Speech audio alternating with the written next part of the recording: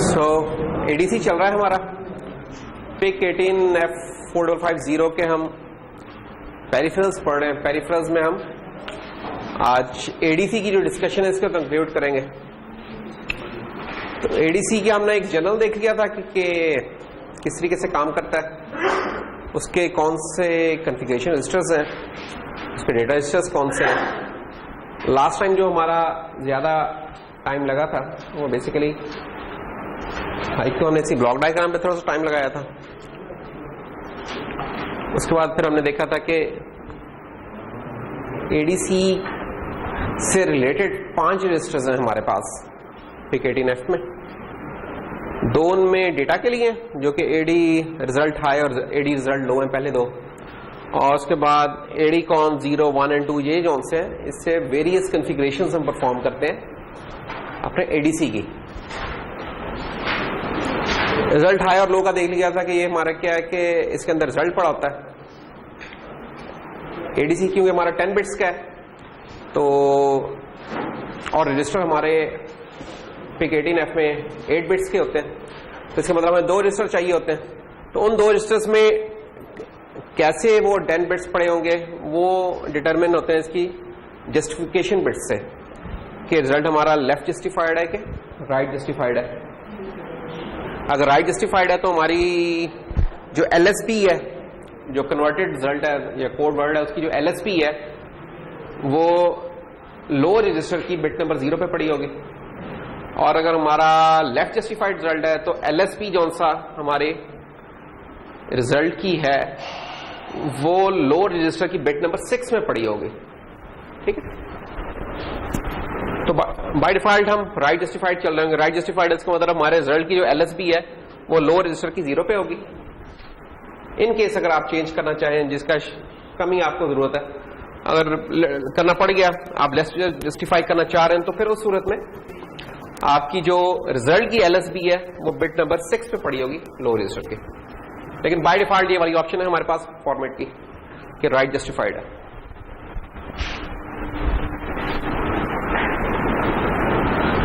और ये जौनसी है, इसके बाद ये जो सेटिंग है ये कंट्रोल रजिस्टर में आती है। इसके जो फॉर्मेट की सेटिंग है वो हम आगे देखेंगे कौन सा है। अब इस चीज के बाद कि हमारे इन 5 रजिस्टर्स में से पहले 2 रजिस्टर डेटा के हैं, तो ये तो हमने देख ली कि डेटा के हैं। ठीक है, अब इनकी कॉन्फ़िगरेशन से रिलेटेड कौन सी चीजें हैं, तो कॉन्फ़िगरेशन में जो पहला रजिस्टर एडी कॉन 0 उसकी हमने डिस्कशन कर ली थी लास्ट टाइम कि नंबर 1 क्या करता है कि जब हम इससे एडीसी के पेरिफेरल को अनेबल करते हैं, जब तक ये डिसेबल रहेगा तो एडीसी का पेरिफेरल हमारा शट डाउन रहेगा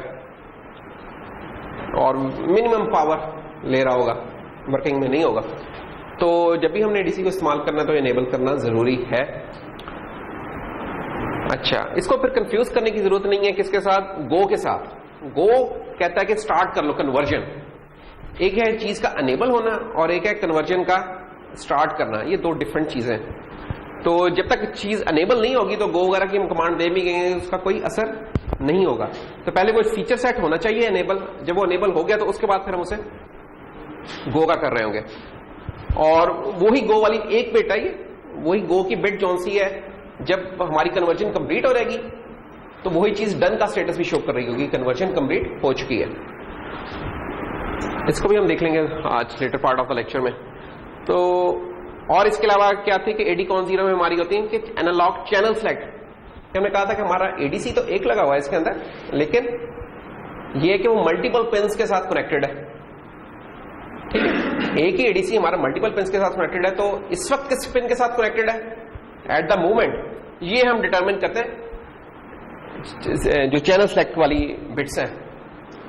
तो अगर हमारा एक चैनल यूज कर रहे हैं सिंपल, तो हम बता देंगे कि भाई किस पिन के साथ वो चैनल 0 है इस वक्त जुड़ा हुआ। अगर 2 है तो फिर हम बारी बारी बताएंगे, पहली कन्वर्जन करेंगे तो एक चैनल की करेंगे, उसके बाद जब हमने अगले चैनल का रीड करना है तो अगले चैनल को सिलेक्ट करेंगे। एट अ टाइम एक चैनल सिलेक्ट होगा, कोई चीज एक ही जुड़ी हो सकती है उसके साथ। ठीक है, इसको मक्स समझ ले किस्म का कि आपके 0 से लेकर 12 है और वो जुड़े हो सकते हैं आपके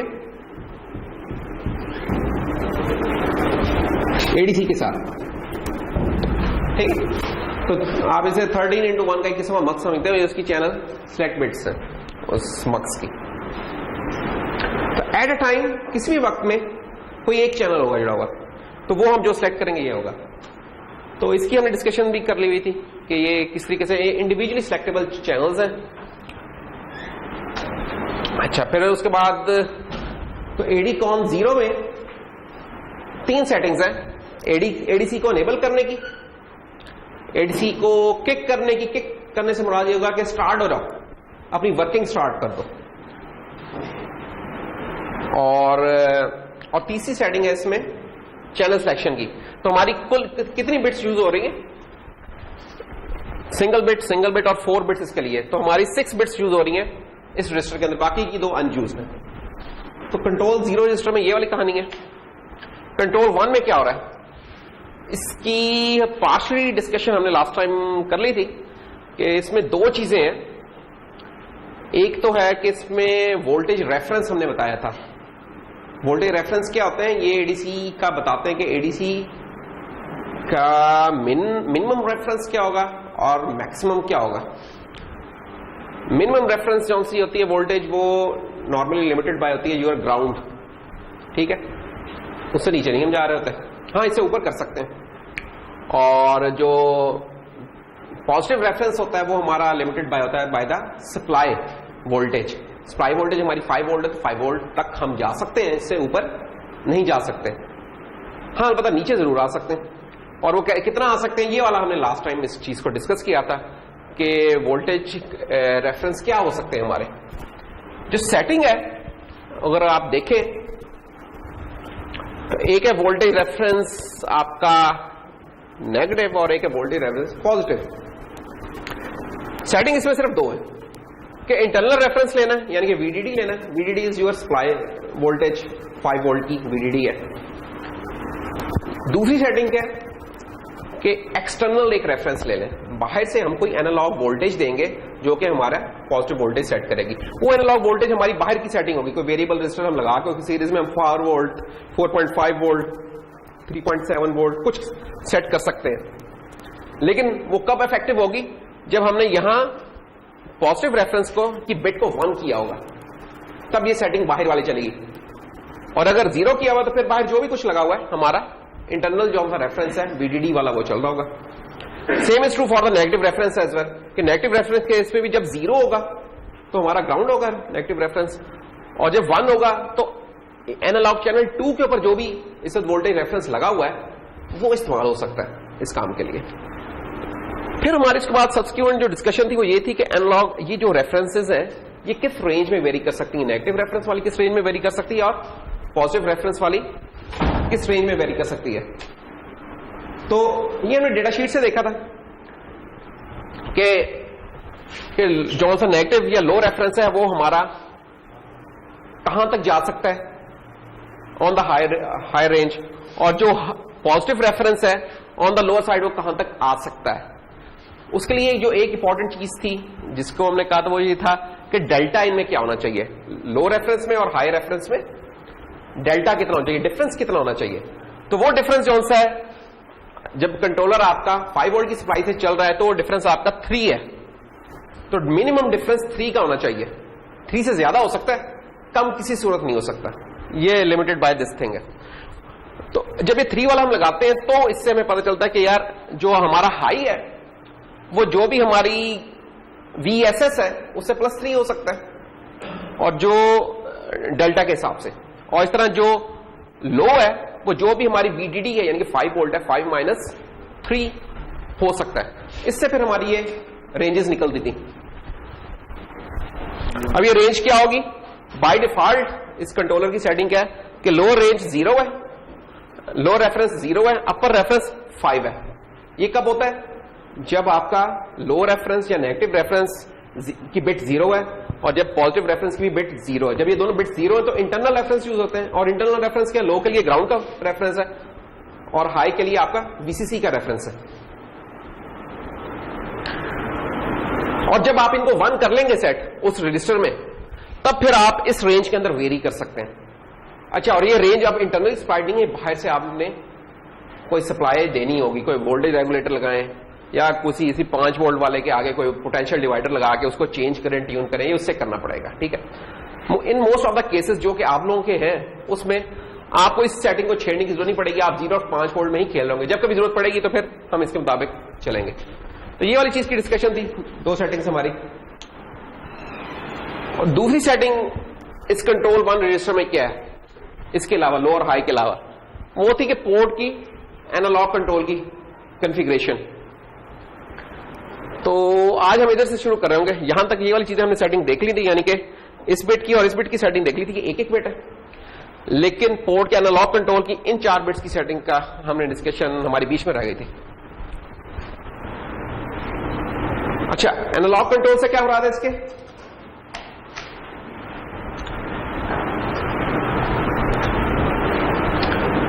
कि हमने कहा था कि हमारी ये नहीं है कि कंट्रोलर के अंदर कुछ पिन सिर्फ एनालॉग के लिए यूज होती हैं, कुछ पिन सिर्फ डिजिटल यूज होती हैं, ऐसा नहीं है। एक ही पिन डिजिटल के तौर पे भी यूज होती है डिजिटल इनपुट के लिए, और वही पिन एनालॉग के लिए भी यूज हो सकती है। जब हमने इसको एडीसी इनपुट के तौर पे यूज करना है तो हमें कॉन्फ़िगर करना पड़ेगा उस पिन को एज ए एनालॉग इनपुट। तो ये कंट्रोल जस्ट ये डिटरमिन करता, कुछ नहीं और इसके अलावा, कि ये बताएगा कंट्रोलर को कि भाई ये वाली पिन जो सी हम एनालॉग इनपुट के तौर पे यूज कर रहे हैं। होता क्या है उससे जो डिजिटल इनपुट का बफर होता है वो डिसेबल हो जाता है, ये एक फायदा होता है इसका। ठीक है, तो ये बहुत जरूरी है कि आप इसको कॉन्फ़िगर करें। तो डिजिटल इनपुट बफर वो रहेगा, और ये सेटिंग कैसे होती है, ये पोर्ट कंट्रोल, पोर्ट कॉन्फ़िगरेशन 0 से लेकर 3 तक ये वाली बिट्स जो सी इनको कॉन्फ़िगर कर रही होती हैं। और एक और काम भी साथ करना होता है हमने, कि ट्रेस बिट्स जो सी हैं उस करस्पॉन्डिंग पिन के लिए इनपुट के तौर पे कॉन्फ़िगर होनी चाहिए। अगरचे ट्रेस का कंट्रोल डिजिटल के लिए था, लेकिन एनालॉग में भी वो यूज होता है। वो क्या कि हमें इसे लाजमी सेट करना होगा। सेट करने से क्या होगा, 1 करना है, and 1 is analog to your input. तो ये 1 के तौर पे सेट करना होगा ताकि हम इसे इनपुट के तौर पे ले सकें इस चीज को। तो ये हमारी ये चीज ज्यादा अच्छी तरीके से समझ आती है जब हम इसको देख लें, इस पिक्चर को। अब ये पिन है हमारी, ये पिन बाहर से तो आपको जैसे एक पिन के तौर पे विजिबल है, लेकिन इनसाइड द कंट्रोलर ये एडीसी के पेरिफेरल को भी जा रही है, ये डिजिटल इनपुट के पेरिफेरल को भी जा रही है, जीपीआईओ वाला जो सा था। ठीक है, तो ट्रेस का पाथ क्यों सेट करना जरूरी है? ट्रेस का पाथ इसलिए सेट करना जरूरी है कि ट्रेस का पाथ अगर आपने 0 सेट किया होगा तो क्या होगा, ऊपर वाला पाथ इनेबल होगा, और ऊपर वाले पाथ में देखें तो एडीसी का कोई हार्डवेयर नजर ही नहीं आ रहा, इधर कुछ भी नहीं है। ये इसलिए जरूरी है ट्रेस का करना। तो ट्रेस हमें 1 करनी होगी अगर हमने इसे एनालॉग के तौर पे यूज करना है। तो ये सिग्नल यहां से आया आपका, जब आपने ट्रेस को 1 किया, इनपुट सेट किया, तो इस पाथ पे आ गया। अच्छा, इस पाथ पे आके अगेन 2 रास्ते हो रहते हैं, एक डिजिटल इनपुट का रास्ता है और एक एडीसी का है। अब हम ये एनालॉग सिलेक्शन इसकी अगर करस्पॉन्डिंग 0 ही होगी, हमने इसको सेट नहीं किया होगा, तो ये पोर्ट पे चला जाएगा जो डिजिटल इनपुट का रजिस्टर था, और अगर हमने जब इसे 1 किया होगा सेट, तब ये एडीसी को जाएगा। तो इसलिए इसका 1 करना भी जरूरी है। तो ये दोनों चीजें सेट करना जरूरी है इन चीजों की। अच्छा, ये जब यहां आ जाएगा इस जगह के ऊपर, तब हमने उसका बताना है कि भाई चैनल कौन सा है। तो चैनल वाली तो कॉन्फ़िगरेशन हम कर चुके हैं। इस वक्त एट प्रेजेंट कौन सा चैनल कनेक्टेड है एडीसी के साथ। वो जो चैनल कॉन्फ़िगरेशन है ना, उसका फिजिकल पोर्ट्स के साथ इस तरीके से इतना नहीं है जितना एडीसी के साथ है कि एडीसी के साथ इस वक्त कौन सा चैनल जुड़ा है। तो एक तीसरी सेटिंग फिर वो होती है। तो 3 चीजें होती हैं जो कि बताना जरूरी होती हैं इस पाथ को सेट करने के लिए। तो ये हमारे वो कॉन्फ़िगरेशन बिट्स हैं। जब ये कॉन्फ़िगरेशन बिट्स क्लियर होंगी, बाय डिफॉल्ट ये क्लियर ही होती हैं, नहीं बाय डिफॉल्ट, एक minute just let me check, by default clear होती है। बाय डिफॉल्ट अगर आपने डिफॉल्ट वैल्यू देख रही हो कि उस चीज की क्या है, तो ये इधर से पता चल जाती होती है। ये देखें,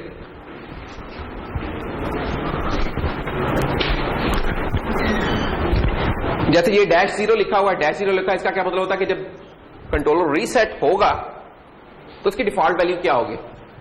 तो अगर 0 है तो उसकी डिफॉल्ट वैल्यू उस जगह के ऊपर 0 होगी, अगर 1 है तो फिर 1 होगी।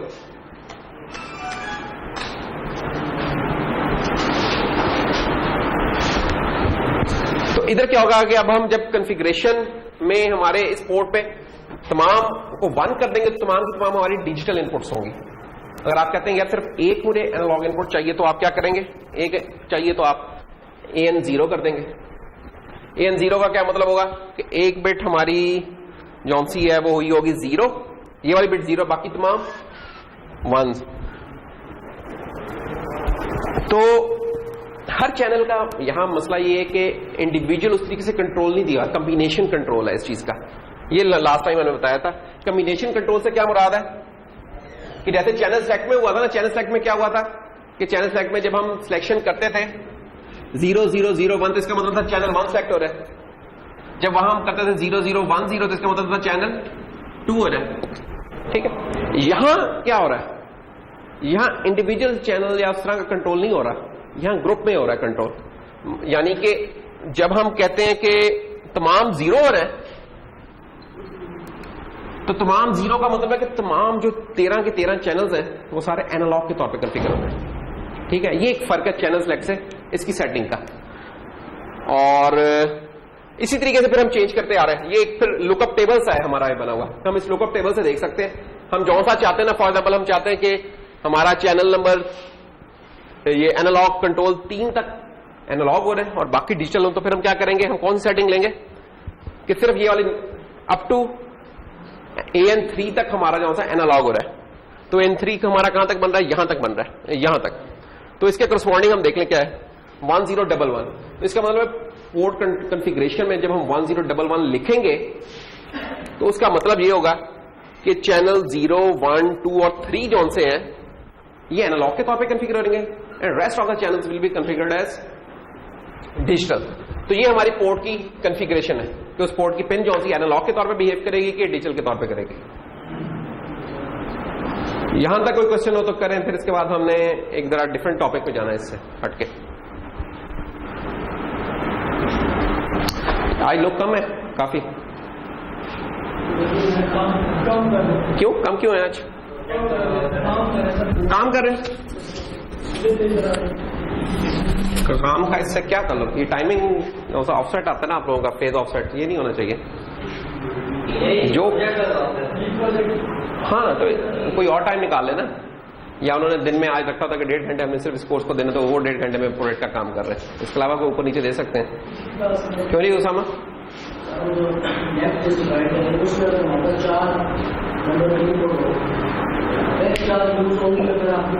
पहली 4 का मतलब क्या हुआ, इसका मतलब ये है कि आपके अपर बिट्स 0 है, वो ट्रीट तो आपका पूरा 10 बिट के तौर पे ही हो रहा है ना। देखो कैरेक्टर के अंदर एक अनसाइंड कैरेक्टर है आपका, अनसाइंड कैरेक्टर A = 1। अब क्या मतलब है कि अब कितनी बिट्स यूज नहीं हो रही है अनसाइंड कैरेक्टर की, 7 बिट्स यूज नहीं हो रही, सिर्फ पहली बिट यूज हो रही है। और अगर हमने यहां लिखा होता है 5, तो 5 का जो इक्विवेलेंट बाइनरी है दैट इज 101, तो इसका मतलब पहली 3 बिट्स तो यूज हो रही है, बाकी की 5 बिट्स यूज नहीं हो रही, तो ठीक है नहीं हो रही। लेकिन इसका साइज तो हम 8 बिट्स ही ट्रीट करेंगे ना, ये नहीं कहेंगे 3 हो रही है तो यार नहीं अब इसके लिए हम 3 कर लेंगे, नहीं इसका साइज है। तो उधर भी ADC का जो वर्ड साइज है वो हम 10 बिट्स का ट्रीट करेंगे, चाहे अब आप उसके अंदर वो वैल्यू 1 आई है, 3 आई है, 5 आ गया, हम ट्रीट उसको पूरे का पूरा 10 बिट्स के तौर पे करेंगे। ये ऐसे ही है कि मैं यहां data type let's say unsigned int b = 5 कर दूं। अब हमें पता है कि इंट जो सा पिक जो XCC8 कंपाइलर है उसके अंदर 16 बिट्स का होता है, 2 बाइट्स का। अब 2 बाइट्स का होता है 16 बिट्स है, तो 16 - 3 बिट्स 13 बिट्स आवाज नहीं होते, लेकिन हम इसकी ट्रीटमेंट 16 बिट्स की ही करेंगे, तो उधर भी हम ट्रीटमेंट उसकी वो ही करेंगे कि जैसे बाकी में क्या होगा, अपर बिट्स में आपका 0 पड़ा हुआ होगा।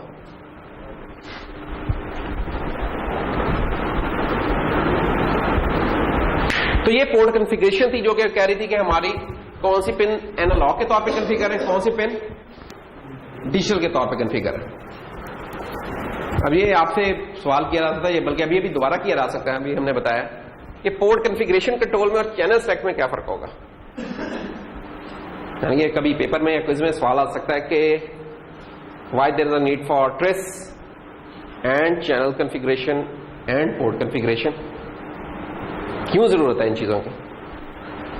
सवाल हो सकता है, क्योंकि अगर हमें इस चीज की इंसाइट नहीं है तो फिर ये चीज बताने का फायदा नहीं होगा।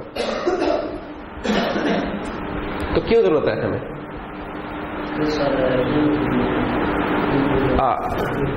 उसकी देखें, जस्ट दोबारा अगर हम दूसरे तरीके से इसको टैकल करें, कंट्रोलर है, कुछ पिन है इसकी, हमने कहा कि एक ही पिन जौन सी है ये एनालॉग के तौर पे भी हो सकती है, यही वाली पिन डिजिटल के तौर पे भी हो सकती है,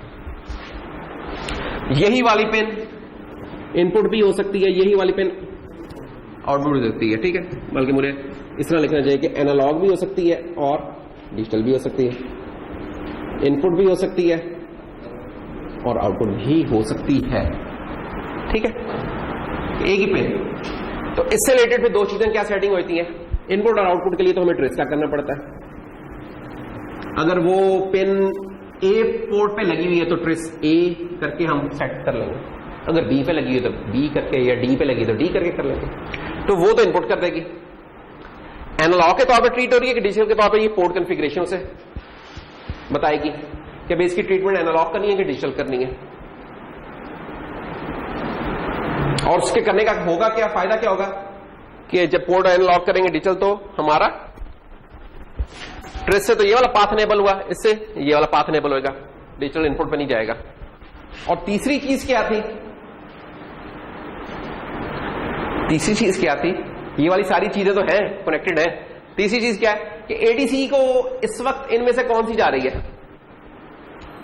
इस वक्त एडीसी के साथ एट प्रेजेंट कौन सी कनेक्टेड है? देखिए, ये एक पिन थी, एक कोई ये पिन है, ये पिन है, ये पिन है। इस पिन के साथ आपने कुछ लगाया हुआ, कोई वेरिएबल रजिस्टर लगा दिया, कोई सेंसर लगाया, कुछ और लगाया। अब सबको आपने कॉन्फ़िगर कर दिया, एनालॉग के तौर पे भी कॉन्फ़िगर कर दिया, ट्रेस 1 भी कर दिया, लेकिन एडीसी बेचारा अंदर सिर्फ एक है, जिससे ये सारी इनपुट्स आ रही है, ये वाली भी आ रही है, ये वाली भी आ रही है, ये वाली भी आ रही है, ये वाली। अब वो इनमें से किसको करेगा चूज? ये चीज किससे सिलेक्ट होती है? चैनल सेलेक्ट से। तो चैनल सेलेक्ट बताएगा कि यार इनमें से इस वक्त कौन सी चीज की कन्वर्जन परफॉर्म करनी है। तो ये 3 सेटिंग्स की हमें इस तरीके से व्यू होना चाहिए। अगर नहीं पता तो फिर हम सेटिंग्स ही नहीं समझ आएगी क्यों हम कर रहे हैं। ठीक है, तो ये इसकी है, जस्ट इन सिंप्लीफाइड वर्ड्स। अगर हम बाकी तो कहानी है, तो ये हमारी बनती है सेटिंग। फिर जो हम करना चाहते हैं, जैसे टेबल देख लें उसका कि क्या टेबल बन रहा है। कोड कॉन्फ़िगरेशन के लिए ये टेबल देख लें, और चैनल सिलेक्शन के लिए ये वाला टेबल देख लें, और जो टेबल बनता है वो ये देख लें 4 बिट का है, कॉम्बिनेशन यहां है और 4 बिट का कॉम्बिनेशन इधर है। तो ये सेटिंग हो रहेगी। वो कौन 0 की सेटिंग थी, ये कौन 1 की सेटिंग है। ठीक है, तो जब हम ये काम कर लेते हैं तो हम अपने एडीसी कॉन 1 की भी सेटिंग कर लेते हैं। तो 3 में से जो 2 रजिस्टर थे कॉन्फ़िगरेशन के, वो हमने देख लिए कैसे होते हैं। कॉन 1 में क्या हो रहा है कि वोल्टेज की रेफरेंसेस थे और पोर्ट कॉन्फ़िगरेशन थी, तो 2 हमने कर ली हैं। और जो तीसरा है वो बड़ा इंपॉर्टेंट है, थोड़ा सा ट्रिकी भी है, कॉम्प्लेक्स है थोड़ा सा कह सकते हैं। तो उसको अब हम देखते हैं कि वो कैसे सेलेक्ट करेंगे।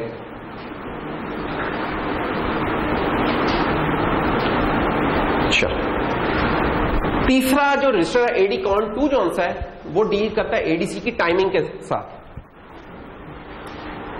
एडीसी के मैंने बताया था शुरू में कि 2 इंपॉर्टेंट पैरामीटर्स होते हैं। नंबर 1, उसकी रेजोल्यूशन कितनी है।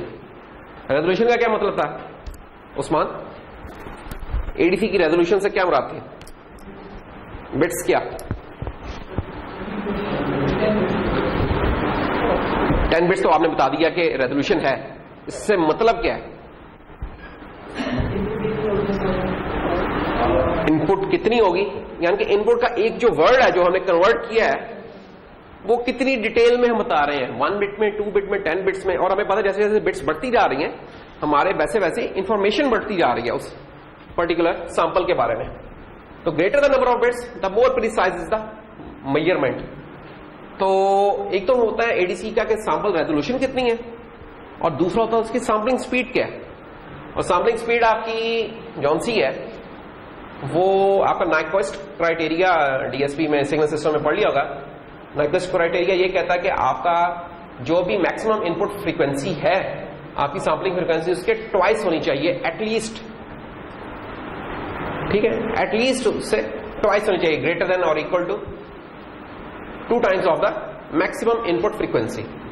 इसका मतलब ये है कि अगर आपका 100 हर्ट्ज का सिग्नल है या अगर हम पावर सिग्नल को मेजर करना चाह रहे हैं, 50 हर्ट्ज का ये सिग्नल है, तो इसको मेजर करने के लिए हमारा एडीसी जो है at least it should be operating eight greater than 100 hertz, 101 hertz, 110 hertz, 200 hertz, कुछ भी, लेकिन it should be twice of the maximum input frequency, नहीं तो हम सिग्नल को रिकंस्ट्रक्ट नहीं कर पाएंगे प्रॉपरली।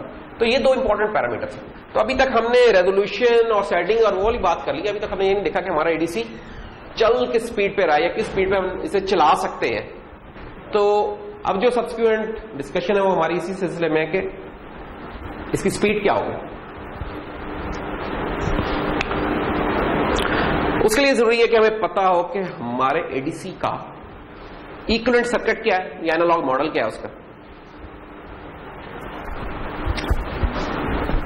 ये वो सिग्नल है जिसको हम कन्वर्ट करना चाह रहे हैं इन टू द डिजिटल डोमेन। ये वो पिन है कंट्रोलर की जिसके ऊपर आगे सिग्नल लग गया, ये वो सिग्नल का मॉडल है।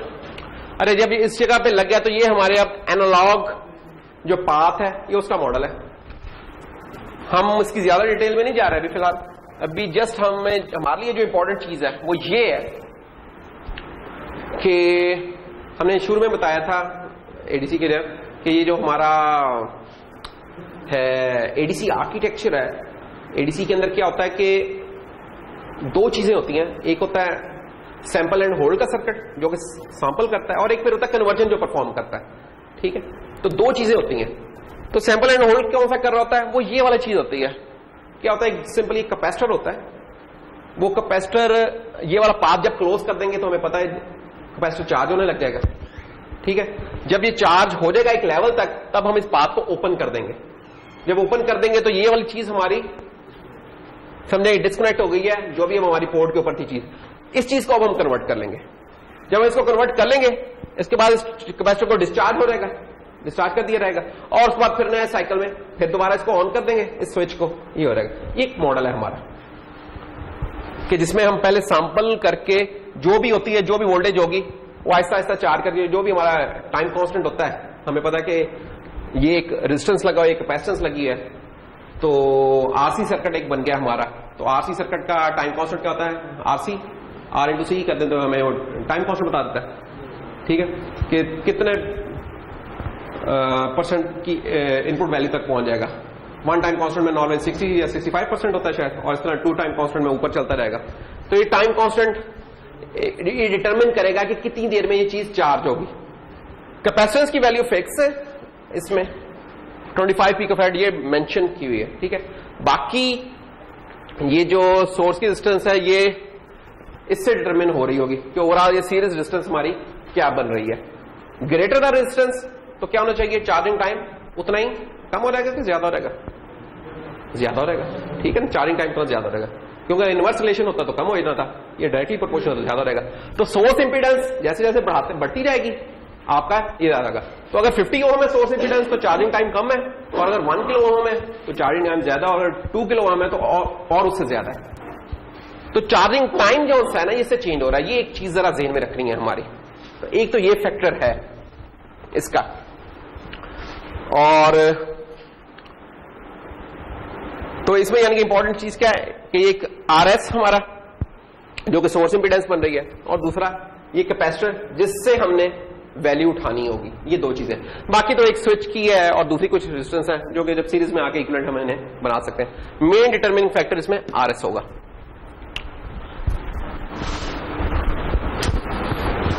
अच्छा, जब हम वो कैपेसिटर चार्ज हो जाएगा उसके बाद कन्वर्जन कैसे करते हैं, तो ये हमने कहा था कि जो आर्किटेक्चर होता है हमारा नॉर्मली जो एडीसीज में पाया जाता है वो सक्सेसिव अप्रोक्सीमेशन आर्किटेक्चर होता है, सार बोलते हैं इसको। सार stands for successive approximation register, लेकिन इसको हम जस्ट नॉर्मली हम जस्ट सक्सेसिव अप्रोक्सीमेशन बोला करेंगे, रजिस्टर का लफ्ज यूज नहीं किया करेंगे। तो सार आर्किटेक्चर है बेसिकली। तो सारा आर्किटेक्चर क्या है, ये वही जो पीछे तस्वीर थी उसी की कह लेंगे एक तरफ सिंप्लीफाइड ब्लॉक डायग्राम है कि sample and hold circuit. SHA क्या है इधर, SHA is sample and hold circuit, वही जो पीछे अभी हमने देखा। तो ये जो पीछे पूरा सर्किट हमने देखा, ये पूरा सर्किट कहां कन्वर्ज हो गया, ये इस जगह के ऊपर आ गया, this is your sample and hold circuit, जो पीछे पूरी थी कि सोर्स इंपीडेंस लगी थी, कैपेसिटर लगा था, वो इसके अंदर है सारा, इस डब्बे में हमने डाल दिया सैंपल एंड होल्ड में। यहां वो कैपेसिटर है, अब वो क्या हो रहा है, फीड हो रहा है कंपैरेटर को, और उस कंपैरेटर को दूसरी इनपुट आ रही है, ये जो सक्सेसिव अप्रोक्सीमेशन रजिस्टर सार है जिससे इसका नाम निकला है, उससे आ रही है, लेकिन किसके थ्रू, डीएसी। ये डीएसी क्या है, ये हमने पढ़ा था, डिजिटल टू एनालॉग कन्वर्टर। तो जो भी सक्सेसिव अप्रोक्सीमेशन होते हैं ना हमारे आर्किटेक्चर एडीसी के, उनके अंदर एक डैक भी होता है इंटरनली, आपके लिए अवेलेबल नहीं लेकिन इंटरनली होता है। उस डैक का क्या काम होता है, उस डैक का काम होता है कि वो सजेस्ट करता है कि इस चीज की वैल्यू ये तो नहीं है, उसके एनालॉग में बनती है वैल्यू, ये एक एनालॉग इधर से वैल्यू आई, एक एनालॉग इधर से आई, ठीक है, इसके डिफरेंस हमें पता चलेगा कि उसके कितने करीब है या दूर है, ठीक है, कंपैरिजन हो रहा है ना कि ये चीज उसके कितने करीब या दूर है, और जहां पे होता रहेगा वहां पे हमारी आउटपुट हम लेते रहा करेंगे। ये आउटपुट डिजिटल फॉर्म में है, ये एनालॉग का सिग्नल होगा, ठीक है, और ये कितनी देर बाद सैंपल हो रहा होगा, ये टाइमिंग डिटरमिन करेगी, ये टाइमिंग कैसे होगी। इसको थोड़ा सा और देख लेते हैं। ये देखिए, फॉर एग्जाम्पल इनपुट के ऊपर हमने लेट से कोई नंबर दे दिया 45, इतना तो नहीं होगा, नंबर तो नहीं होगा, वोल्टेज होगी, कोई वोल्टेज होगी, कोई 0 से लेकर 5 वोल्ट तक लेट से कोई वोल्टेज होगी, ठीक है, तो वो कोई 0 से 5 तक भी लिया जा सकता है, लेकिन अभी हम कह रहे हैं 0 से कोई ऐसा जो इक्विवेलेंट बनेगा नंबर 45 बनेगा अप्रोक्सी, उसके बाद कन्वर्जन के बाद हमने वो चीज चूज कर ली है। तो x कोई इनपुट है हमारी, और हम एज्यूम करेंगे कन्वर्जन के बाद वो x कौन सा होगा, वो 45 होगा, let's assume it for the timing. अब हमें कैसे पता चलेगा ये चीज 45 है, असल तो ये सवाल है ना कि आपने, अब हो क्या रहा है, ये एनालॉग सिग्नल है कोई, आप इसे सैंपल करने गए हैं, अच्छा ये तो है बाइपोलर है, तो बाइपोलर है तो मैं क्या करूंगा कि इसके अंदर ये लेवल इंट्रोड्यूस कर दिया इसे, तो ये 0 से लेकर हमारा 5 वोल्ट तक लेट से सिग्नल बनता है, ठीक। अब इस पॉइंट के ऊपर हम इसे सैंपल करने जा रहे हैं, ये वैल्यू, इस वैल्यू का हमें नहीं पता क्या है, ठीक है, लेकिन मैं आपको वैसे बता रहा हूं कि मैंने पीछे से आंसर देखा हुआ लेट से, आंसर बुक से जाके, तो मुझे पता है ये वैल्यू कन्वर्ट हो गया ना 45 लेट से बन रही होगी, लेकिन इन एक्चुअली 45 अचीव कैसे हो रहा है, असल ये सार का आर्किटेक्चर से कैसे निकालता है। तो सार का आर्किटेक्चर ये करता है कि अगर ये लेट से होता हमारा एडीसी जो पिक के अंदर है वो तो 10 बिट्स का है ना, अगर यहां लेट से हम जो एडीसी यूज करें इस एग्जांपल के अंदर, वो होता कितना, 1 2 3 4 5 6 7 8, 8 into 4 32 और 64, यानी कि अगर यहां हमारा आर्किटेक्चर 6 बिट्स का एडीसी होता तो उसमें क्या रेंज होनी थी नंबर्स की, 2⁶, 64, इसका हाफ क्या होना था 32 विच इज 2⁵, ऐसा ही है। अच्छा, हमने क्या किया,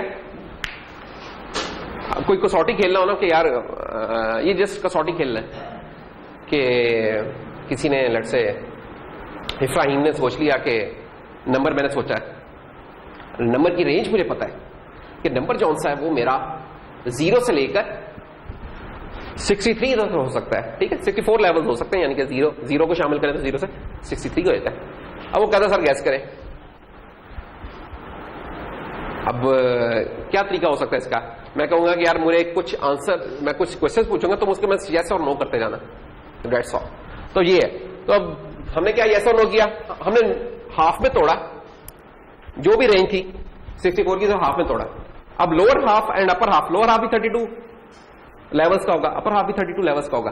तो हमने ये पूछा कि क्या जो एक्स है हमारा ग्रेटर देन 32 है, अगर तो इस चीज का जवाब यस आ गया तो हम इसके ऊपर मजीद जूम इन करेंगे कि यार किस जगह पे खड़े, और अगर 0 आया जवाब तो हमें पता चल गया कि यार जो भी नंबर इसने सोचा वो 32 से नीचे वाला है। तो क्या 32 से बड़ा है, क्योंकि ये हमें दिखाया हुआ है जो आप किसी ने कि 45, हाँ जी बड़ा है। यस है जो आप यस हमें पता है 1 होता है, तो पहली बिट मिल गई हमें 1। उसके बाद हमने ये 32 अब रहेगी, अब इस तरीके से था कि हमारा ये रेंज थी, 0, 32 अप टू 63। तो अब हमने ये डिटरमिन कर लिया कि हम इस जगह के अंदर फिर रहे हैं। अब इस जगह के अंदर फिर रहे हैं तो अगेन अब इस हिस्से को हम दो हिस्सों में तोड़ लेते हैं। अब दो हिस्सों में 32 का हाफ क्या हो जाएगा 16, ठीक है। तो अब हम क्या करेंगे कि क्या x जो सा है हमारा ग्रेटर देन है 32 प्लस 16 से। 32 क्यों ऐड किया, ताकि हम ऊपर वाले रीजन में ही रहे हैं। अब तो 48 क्या हो गया, क्या x हमारा 48 से बड़ा है? नहीं, क्योंकि 45 है। नहीं, तो जवाब आ गया 0। अच्छा, हमने कहा अच्छा, अब हमारा एल्गोरिथम चल रहा है, सार का एल्गोरिथम ये वाला काम कर रहा है। हमने कहा अच्छा, फिर हम 16 को जरा हाफ कर लेते हैं। 16 को हाफ किया, वो बन गया 8। तो 32 प्लस 8 क्या उससे बड़ा है? हाँ जी, बिल्कुल बड़ा जी, यानी 40 से तो बड़ा है। अब जब हमें पता चलेगा 40 से बड़ा है, तो हम 32 से ऊपर होके हम ये 42 एंड अबव वाली रेंज में आ गए। ये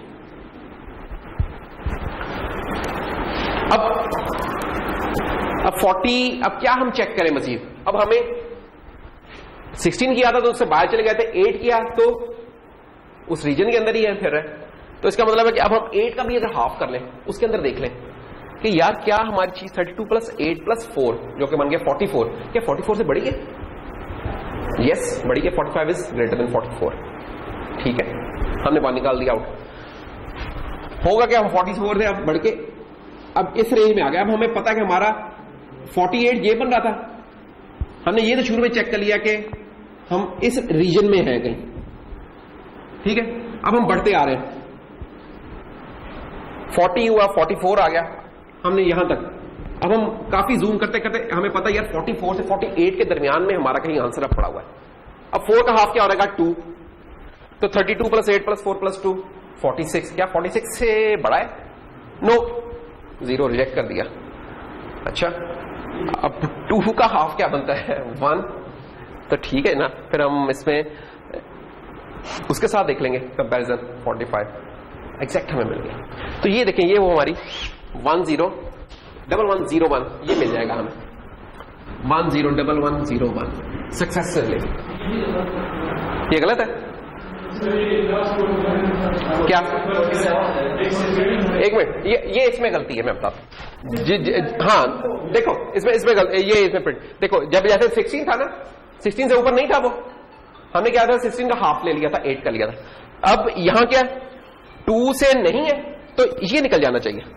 ये बेसिकली पिक्चर की प्रॉब्लम, ये 2 निकल जाएगा प्लस 1। तो क्या हो गया 32 प्लस 8 40, 44 प्लस 1। ये चीज ये नहीं होनी चाहिए, जैसे यहां नहीं थी तो यहां भी नहीं होनी चाहिए। तो 40, तो एग्जैक्ट आपका 45 बन जाएगा। तो यूं हमारा एडीसी काम करता है कि होल्ड, सैंपल एंड होल्ड का सर्किट चलता है, बिल्कुल एनालॉग का एक सर्किट है। उसके बाद ये एक एल्गो चलता है इसके अंदर। ये थी वो कंट्रोल आर जो सक्सेसिव अप्रोक्सीमेशन, जो इफ एल्स चेक कर रहा था ना अभी, वो इधर हो रहे थे, चीजें चेक हो रही थी। और कंडीशन कहां चेक हो रही थी? यहां के कंपैरेटर में, ठीक है। इसकी बेस के ऊपर डिसाइड हो रहा था कि हमने क्या करना है। तो इस तरीके से काम करता है। अच्छा, ये बताना क्यों जरूरी था? ये इसलिए जरूरी है कि आपको पता चले कि यार एकदम नहीं हमें सारी की सारी बिट्स मिल जाती। सार जो आर्किटेक्चर होता है उसमें ये नहीं होता कि एक क्लॉक साइकिल आ गया और हमें एकदम पूरा रिजल्ट मिल गया, ऐसा नहीं होता।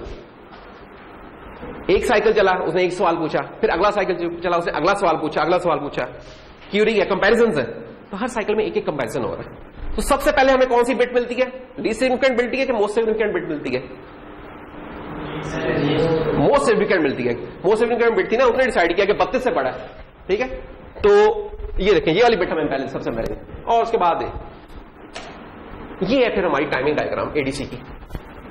हमारा 10 बिट का एडीसी है, तो इसे एटलीस्ट 10 साइकिल्स तो चाहिए ही है पूरे के पूरे करने के लिए। तो सबसे पहला जो कन्वर्जन साइकिल होगा, हमें मोस्ट सिग्निफिकेंट जो बिट है, बिट नंबर 9, क्योंकि 0 से 10 बिट्स का, तो 0 से 9 तक चलेगा।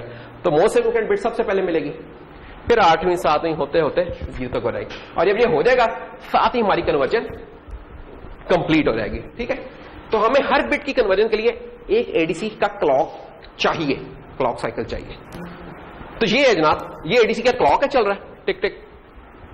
हर इस क्लॉक के राइजिंग एज के ऊपर एक क्यूरी पोज हो रही है कि इस लेवल से ऊपर है कि नहीं है, इससे ऊपर है कि नहीं।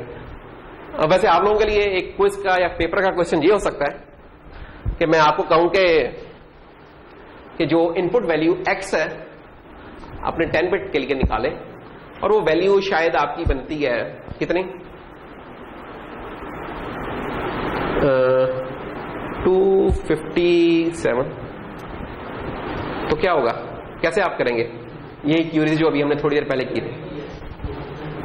तो हम हमारे लेवल्स कितने हैं 1024, उसका हाफ लेंगे। सबसे पहली क्यूरी होगी यार 512 से बड़ा है कि छोटा है, ग्रेटर देन 512, आंसर आएगा नो, 0, मोस्ट सिग्निफिकेंट बिट हो गई 0। फिर 512 का हाफ लेंगे, 256 से बड़ा है कि छोटा है, बड़ा है, अगली बिट 1 हो गई। ठीक है, ये देखें, ये हम इसका कर लेते हैं। चले कि इनपुट पे जो भी वैल्यू आ रही है ना वो अल्टीमेटली ट्रांसमिट हो रही है जाके 258 पिलेट से। ठीक है, तो 258 पे हो रही है, तो 258 को वैसे अगर मैं आपसे कहूंगी इसकी बाइनरी कन्वर्जन करें, क्या होगी, बाइनरी में कन्वर्ट करें, तो मुझे पता है कि जो 256 होता है दैट इज इन हेक्सा में क्या होता है वो 0 हेक्स 100। इन बाइनरी में वही चीज क्या बन जाती है 0 B 1 1 2 3 4 1 2 3 4 1 0 इस पे 4 पे आ गया, ये 0 4 बिट्स पे आ गया और ये 1 ये आ गया और ये B लिखा हुआ है कि बाइनरी में हम क्या रहे ऐसे ही है। लेकिन हमारा एडीसी का रिजल्ट होता है 10 बिट्स में, तो पूरे 10 बिट्स में लिखूं तो क्या बन जाएगा हमारा 0 B 0 1 0 0 0 0 0। ठीक है, ये अल्टीमेटली हमारे कन्वर्जन होती है। अब ये कैसे चलेगा, आपने सवाल किया क्या ये ग्रेटर देन और इक्वल टू 512 है, नहीं है, 0, मोस्ट सिग्निफिकेंट बिट 0 आ गई, ये देखें पहली 0 आ गई आपकी। फिर इसका हाफ किया, क्या ये ग्रेटर देन इक्वल टू 256 है, बिल्कुल है, ले ये पहली 1 आ गई। ठीक है, ओह अच्छा, ये तुम्हारे 256 का क्या था, 258 का क्या हो जाएगा, 257 हमारा हो जाएगा, this thing was equal to 256, this thing was equal to 256, 258 क्या बनेगा, इसमें 1 ऐड कर लूं तो 257 हो जाएगा, एक और कर लूंगा 258 हो जाएगा। अच्छा गए आप लोग, 0 B 0 1 0 0 0 0 0 0 1 0। ठीक है, that's all, this is our 258। तो अब ये कहानी चला सकते हैं, ये वैसे ही अब वर्क है कि भाई 256 से बड़ा है, हाँ जी। उसके बाद क्या करेंगे, हम चेक करेंगे 256 प्लस 128 से बड़ा है, नहीं है, 0। फिर 256 प्लस 64 से बड़ा है, नहीं, ये चलता रहेगा, आखिर में वहां पहुंच जाएंगे। ठीक है, क्या हाफ है, ये देखो ना, जो रेंज थी ना हमने शुरू किससे किया, जो एंटायर रेंज बनती है आपकी एडीसी की उसके हाफ से शुरू करते हैं। तो 10 बिट के एडीसी की कुल लेवल्स कितने बनते हैं, तो 10 बिट के एडीसी के 2 के पावर 10, इसका हाफ क्या हो गया 512। कोई नंबर दे दूं और मैं कहूं यार सक्सेसफुली आप अप्रोक्सीमेट करके निकाले ना, क्या होगा। तो बाइनरी में तो वैल्यू निकालेंगे डायरेक्ट, आपको पता चल जाता है कि बाइनरी में क्या है, लेकिन यहां क्या चलेगा, और उल्टा करके भी कुछ दिया जा सकता है, वो मैंने सोचा नहीं, वैसे उल्टा करके कैसे देंगे, तो खैर नहीं, अभी सोचा नहीं, तो इसलिए अभी ना सोचें, आप भी ना सोचें। तो एनीवेज, कहने का मतलब है कि ये कब ये क्यूरीज प्रेजेंट होती हैं, हर राइजिंग क्लॉक के ऊपर, हर राइजिंग क्लॉक के ऊपर, राइजिंग एज के ऊपर, सॉरी, क्लॉक की राइजिंग एज के ऊपर हमारी 1 बिट की कन्वर्जन होगी। तो जितने बिट का हमारा एडीसी होगा उतने एटलीस्ट उतने कन्वर्जन क्लॉक तो चाहिए। ठीक है, तो एटलीस्ट उतने तो चाहिए, प्लस इसके अलावा कुछ चार्जिंग टाइम चाहिए हमें, जिसमें हम उसने कैपेसिटर जो था नहीं जिसमें चार्ज होना था उसका चार्जिंग टाइम चाहिए, और प्लस ये वाला कन्वर्जन टाइम चाहिए। ये दोनों चीजें मिलकर हमारे एक सैंपल का कन्वर्जन टाइम बनाएंगी, ये साइंस है इसकी। तो उसको अब हम देखते हैं कि वो चार्जिंग टाइम कैसे निकालना और ये चीजें कैसे कैलकुलेट करनी है, उसकी सेटिंग कैसे करनी है, ये भी हम देखते हैं। तो दोबारा जरा सिंक हो जाए कि हम क्या करने जा रहे हैं, हम एडीकॉन 2 जो रजिस्टर है उसकी सेटिंग्स देखने जा रहे हैं। एडीकॉन 2 के अंदर सेटिंग्स आती हैं कि एडीसी का क्लॉक साइकिल, उसकी ड्यूरेशन क्या होगी, एक्विजिशन टाइम क्या होगा, ये 2 सेटिंग्स होती हैं। वो सेटिंग्स कैसे होगी, उसके लिए पहले हमें जरूरी है कि एडीसी काम कैसे करता है। उसके लिए हमने देखा सबसे पहले इसका input analog model. Input analog model, ये जो भी मॉडल है, इन दी एंड इसका रिजल्ट क्या होगा, ये कितनी देर में चीज चार्ज होगी, इसको हम कहेंगे एक्विजिशन टाइम। एक्वायर, कि सैंपल कितनी देर में एक्वायर हो रहा है, और वो डिटरमिन किससे हो रहा है, इस कैपेसिटेंस से और इस फेज रेजिस्टेंस से। ये आरसी टाइम कांस्टेंट ये डिटरमिन करेगा कि एक्विजिशन टाइम इसका क्या होगा। नंबर 2, जब वो सैंपल होल्ड सर्किट ने कर लिया, तब ये सार साहब हमें बताएंगे कि इसका कन्वर्जन टाइम कितना होगा। एक एक्विजिशन टाइम था और एक कन्वर्जन टाइम है, ठीक है। और ये कन्वर्जन कैसे हो रही है कि एडीसी का क्लॉक चल रहा है और उसमें कम से कम जितने बिट्स का वो एडीसी है उतने तो चाहिए ही चाहिए, और इसके अलावा कुछ पीछे सेटअप का टाइम चाहिए जो एक्विजिशन का था वो चाहिए, जिसको भी हमने देखना है। तो ये है जनाब। तो जब ये हमारी कन्वर्जन कंप्लीट हो जाएगी तो देखेंगे आप कि रिजल्ट एडीसी जो रिजल्ट है, रिजल्ट क्या था हमारा, एक लो रजिस्टर था, एक हाई रजिस्टर था, साथ ही उसमें नया डेटा आएगा, न्यू डेटा, जैसे ही कन्वर्जन कंप्लीट होगी। एक बात। दूसरी बात, ये डन का सिग्नल 0 रहेगा क्योंकि ये कंप्लीमेंट हम इसका रीड करते हैं, तो जैसे ये 0 होगा साथ ही में पता चलेगा कि नया डेटा आ गया। हम इस बिट को ना चेक कर रहे होंगे, बार बार चेक कर रहे होंगे, अगर पोलिंग कर रहे हैं इसकी बार बार चेक करेंगे भाई ये कि इसका कंप्लीमेंट 1 हुआ कि नहीं।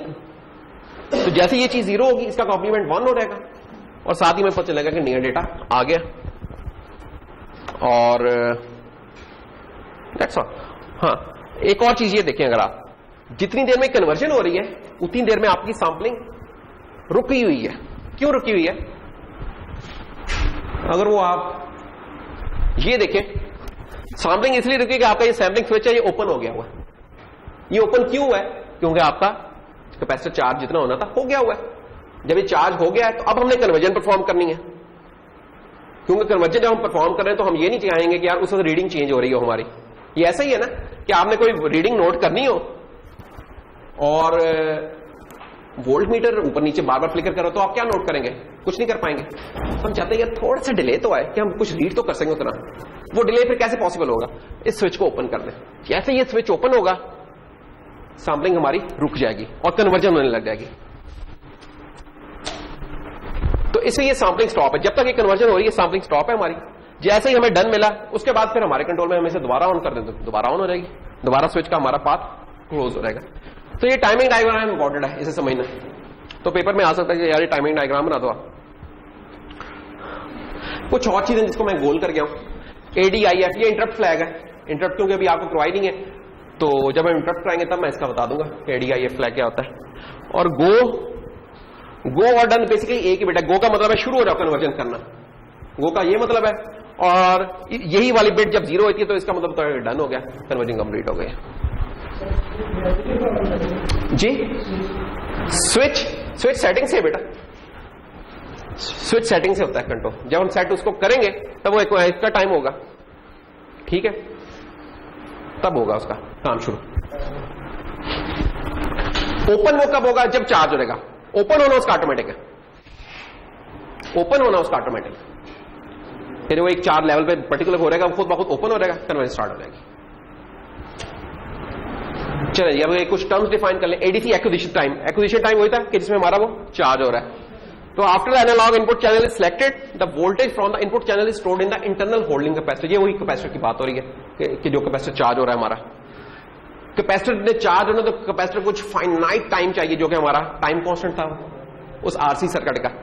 वो टाइम जो था हमारा कहलाता है एक्विजिशन टाइम। जैसे ही एक्विजिशन टाइम कंप्लीट होता है साथ ही इनपुट हमारी डिस्कनेक्ट हो जाती है सोर्स से और कन्वर्जन स्टार्ट होती है। कन्वर्जन वही जो अभी सार ने की थी। अच्छा, ये एक्विजिशन टाइम कौन सा है? ये हमने बताया कि सोर्स इंपीडेंस के ऊपर डिपेंड करता है और सप्लाई वोल्टेज पर टेम्परेचर पर डिपेंड करता है। इसकी बहुत डिटेल इक्वेशन देखनी है तो ये इक्वेशन है डेटा शीट में दी, उसे देख सकते हैं, लेकिन हम थोड़ा बहुत अप्रोक्सीमेशन से भी काम चला सकते हैं।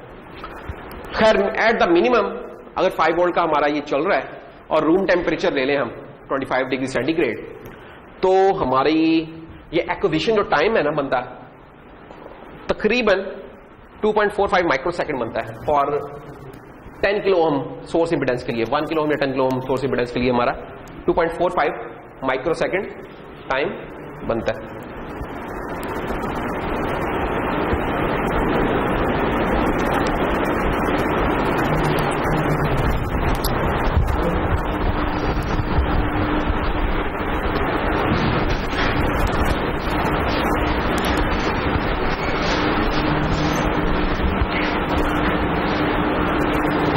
ये वाली सेटिंग कैसे अब होगी, ये अब हमारा जो कॉन 2 का रजिस्टर था उसमें ये बिट्स होती हैं 0 से लेकर 2 तक, उनकी सेटिंग करनी है। ये अब हम देख लेते हैं कैसे सेट करनी है। ये वो कॉन 2 रजिस्टर, ये अभी तक नहीं हमने देखा था कॉन 2 का। कॉन 2 में कौन कौन सी सेटिंग मौजूद है? एक्विजिशन टाइम की, ये 3 बिट्स एक्विजिशन टाइम की है और 3 बिट्स कौन सी हैं, वो क्लॉक सोर्स की हैं और 1 बिट फॉर्मेट की। ये फॉर्मेट कौन सा था? लेफ्ट जस्टिफाइड राइट जस्टिफाइड वाला, वो नहीं था जो रिजल्ट में आता था। इसको तो ये सबसे आसान चीज, इसको तो छोड़े। अभी हम किस पे फोकस कर रहे हैं? एक्विजिशन टाइम पे।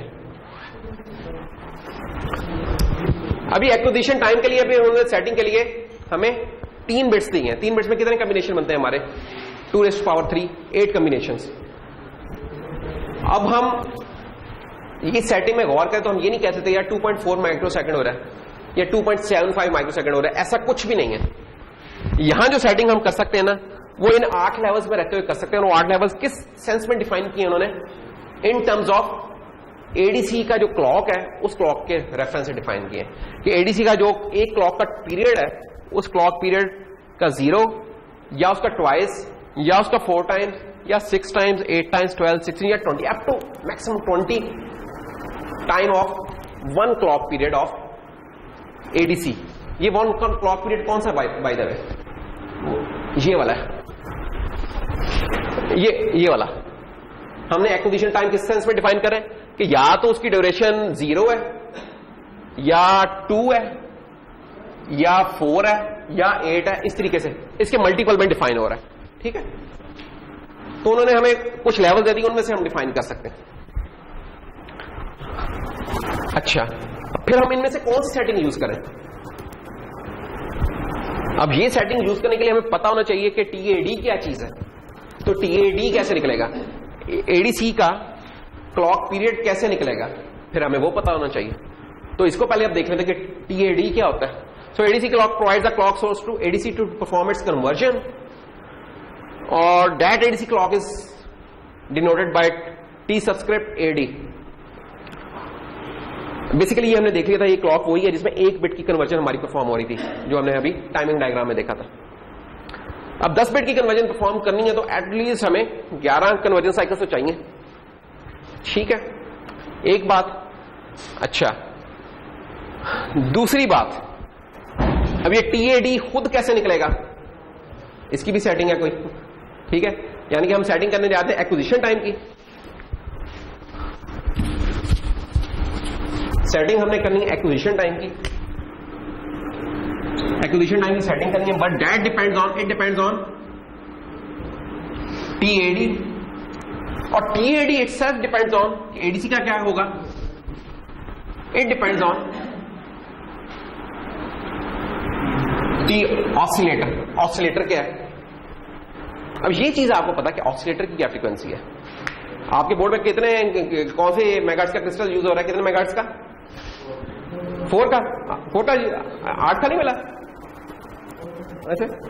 खैर इंडिपेंडेंट है, आप 8 का भी यूज कर सकते हैं, 16 का भी, आपका बाकी सिस्टम चलता रहेगा, उसमें कोई ऐसे इतना नहीं है। ठीक है, इनफैक्ट 40 मेगाहर्ट्ज तक हमें चला सकते हैं इसको, 40 या 20 मेगाहर्ट्ज तक शायद इसको चला सकते हैं, मुझे एग्जैक्टली याद नहीं आ रहा है, 48 मेगाहर्ट्ज तक का चला सकते हैं। तो जनाब हम एक्सरसाइज क्या करने आ रहे हैं? एक्विजिशन टाइम निकालना है। एक्विजिशन टाइम निकालना है तो उसके लिए हमें पहले टीएडी पता हो, टीएडी निकालना है तो उसके लिए हमें टीओएससी पता हो, and OSC is your CPU clock oscillator जो लगा क्रिस्टल लगा उसका है। ठीक है, तो उससे निकलेगा।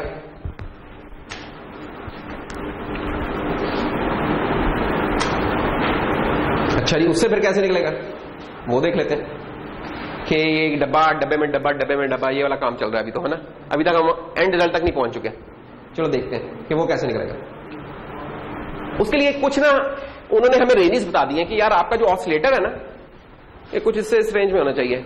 मसलन टीएडी का उन्होंने बता दिया कि आपका जो टीएडी है ना, फाइनल सेटिंग तो उन्होंने कहा यार आपके पास है क्रिस्टल, आपने चूज करना है ना, आपने चूज किया ना 4 मेगाहर्ट्ज का 8 मेगाहर्ट्ज का जो भी है, लेकिन जो भी वैल्यू चूज करनी है और जब आपने एडीसी चलाना है तो उस एडीसी के लिए जरूरी है कि उसका cycle period at the minimum 0.8 microsecond हो, इससे कम ना हो, और एट द मैक्सिमम 25 माइक्रोसेकंड से ज्यादा ना हो। दूसरे लफ्जों में रेंज हमें मिल गई। रेंज कैसे मिल गई? 0.8 माइक्रोसेकंड का क्या मतलब है? 0.8 माइक्रोसेकंड का मतलब है कि 1 मेगाहर्ट्ज को अगर हम यानी कि अगर फ्रीक्वेंसी की सेंस में देखें तो 0.8 इंटू 10⁻⁻6 विच इज 10⁻6 0.8 और 10⁻7 डिवाइड बाई 8, तो it is greater than 1 megahertz. वो कहता है यार ये तो भूल जाओ कि एक बिट का कन्वर्जन टाइम इससे ज्यादा नहीं हो सकता,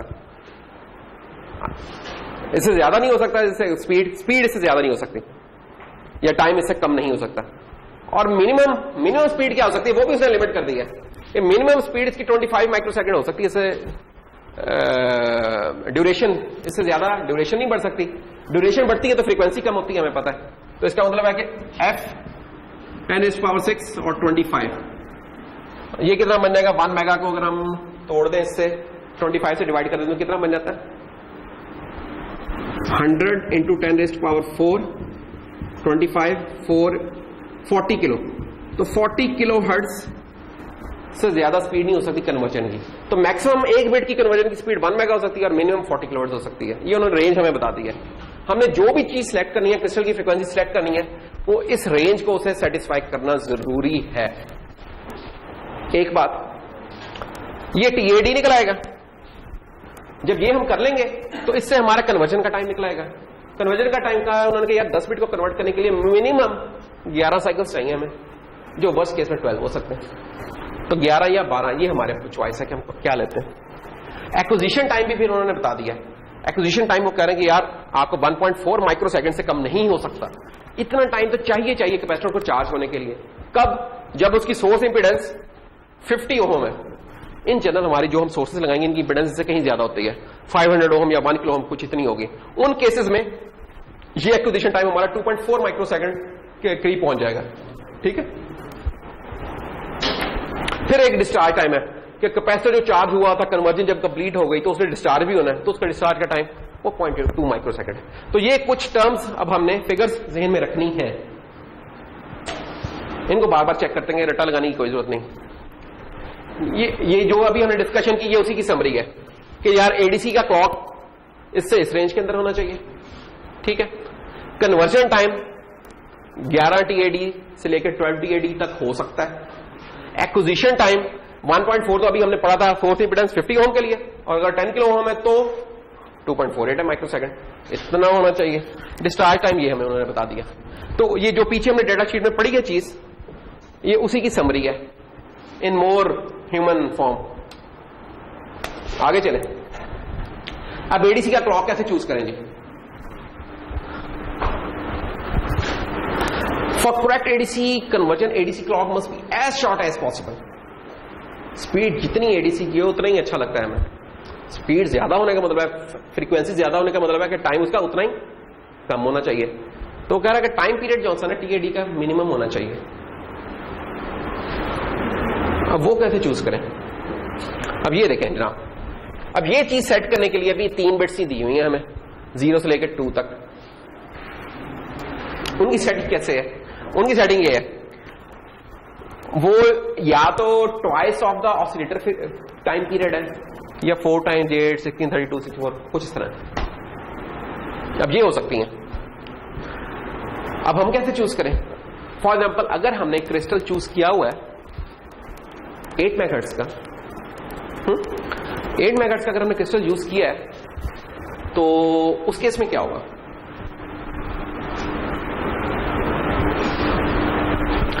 सो अगर हमारा MCU board is running at 8 megahertz तो हमारी ऑसिलेटर फ्रीक्वेंसी कितनी हो गई? 8 मेगाहर्ट्ज। इसका इनवर्स ले लेंगे तो टी ऑसिलेटर मिल जाएगा हमें।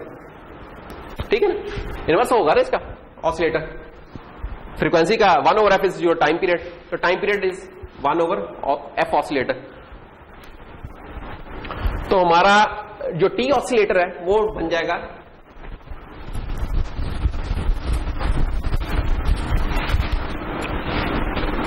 F oscillator is 8 megahertz. ये कहां से आई फिगर? ये हमने दी है, ये किसी डेटा शीट से नहीं निकली, ये हमने दी है। क्रिस्टल हमने जो चूज किया था ये उससे निकलेगी। 8 मेगाहर्ट्ज का क्रिस्टल लगाया हुआ तो 8 आ जाएगी, 4 का लगाया 4 आ जाएगी, 16 का लगाया 16 आ जाएगा। वो यहां आएगी वैल्यू। इससे हमारा निकलाएगा T oscillator, that is 1/f oscillator, ऐसा ही है। तो that will be 1/8 into 10⁶ seconds, or it will be 1/8 into 10⁻⁻⁶ seconds, or it will be 1/8 microseconds, कह सकते हैं ना, वही चीज। अच्छा, अब ये टाइम ऑफ वन ऑसिलेशन निकला है, पिछली स्लाइड पर है वो TOSC था, हम क्या चूज करने जा रहे हैं, TAD। अब ये TAD के उन्होंने ये वाले कॉम्बिनेशन दिए कि यार आपका TAD ये हो सकता है। अब आप बताएंगे हम इसमें से कौन सा चूज करें। अगर हमारा 1/8 क्या होता है, हमारा 0.125 माइक्रोसेकेंड।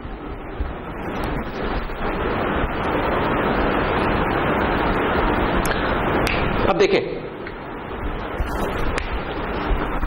अगर हमारी मैक्सिमम ऑसिलेटर फ्रीक्वेंसी कितनी है, 5 मेगाहर्ट्ज है, तो हम ये चूज कर सकते हैं for TOSC according to their table. अगर हमारी मैक्सिमम ऑसिलेटर फ्रीक्वेंसी 10 मेगाहर्ट्ज है तो इसमें ऑप्टिमल क्या होगा, 8 TOSC। अगर मैक्सिमम हमारी 20 मेगाहर्ट्ज तक जा रही है, 10 से ऊपर जा रही है और 20 तक रह रही है, तो फिर हम ये वाला कॉम्बिनेशन यूज करेंगे। अब हमारी क्या फ्रीक्वेंसी है, 8 मेगाहर्ट्ज है, which is greater than 5 and less than 10, तो इसलिए हमारा क्या बनेगा, 8 टाइम्स ऑफ OSC। तो इसका मतलब ये हुआ कि हमारा TAD जो है that is 8 time of OSC, यही वाली चीज है। तो 8 into 1/8 माइक्रोसेकेंड बिकम्स 1 माइक्रोसेकेंड। तो हमारा TAD क्या बन रहा है, TAD जो हमारा बन रहा है दैट इज 1 माइक्रोसेकेंड। अच्छा, ये निकाल लिया, अभी क्या ठीक निकला है कि नहीं निकला है, ये हम कैसे वेरीफाई कर सकते हैं, ये हम वेरीफाई कर सकते हैं, ये जो रेंजेस हमने देखी, ये रेंजेस देखिए, हमारा TAD क्या हो सकता है, it should be greater than 0.8 microsecond and should be less than 25 microsecond. और उन्होंने कहा था, साथ कहा था यार जितना शॉर्ट हो पॉसिबल उतना ही बेहतर है। तो हम 1 माइक्रोसेकेंड है which is just above the minimum, तो that is a correct choice, हमने करेक्ट चॉइस ले ली है 1 माइक्रोसेकेंड की। So this TAD is greater than TAD minimum which is 0.8 microsecond. That's all right. आगे चलते हैं। अब एक्विजिशन टाइम क्या होगा, तो हमने क्या किया, ऑसिलेटर निकाला, ये कहां से निकला, इधर से आया, TAD भी निकाल लिया, वो कहां से निकला, वो चीज यहां से निकली थी, TAD निकल गया। अब हम क्या था जिसके लिए हमने ये सारी कहानी लगाई, एक्विजिशन टाइम के लिए। सो एक्विजिशन टाइम क्या होगा, एक्विजिशन टाइम जो सा है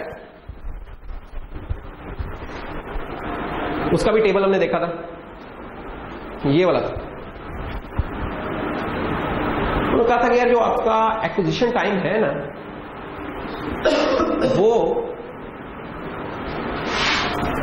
वो बेसिकली ये कुछ कॉम्बिनेशन हो सकते हैं। अब हम इनमें से कौन सा कॉम्बिनेशन लें, हमें कौन सा कोई तार आई हुई है कि यार ये वाला कॉम्बिनेशन लेना, लेट्स से 0 ले लें। 0 का क्या मतलब है, इंस्टेंट कन्वर्जन 0, नहीं वो तो पॉसिबल नहीं है, मिनिमम भी हमारा 0.8 तो है, ठीक है। अच्छा, 2 TAD कर लें, 2 TAD करेंगे तो क्या होगा, TAD हमारा कितना बन गया है, अभी हमने निकाला था ना, TAD बना है हमारा 1 माइक्रोसेकेंड। अच्छा, अगर हम एक्विजिशन टाइम हम 2 TAD कर लें तो क्या बन जाएगा, वो 2 माइक्रोसेकेंड। तो क्या 2 माइक्रोसेकेंड ठीक चॉइस है, हमने ले ली।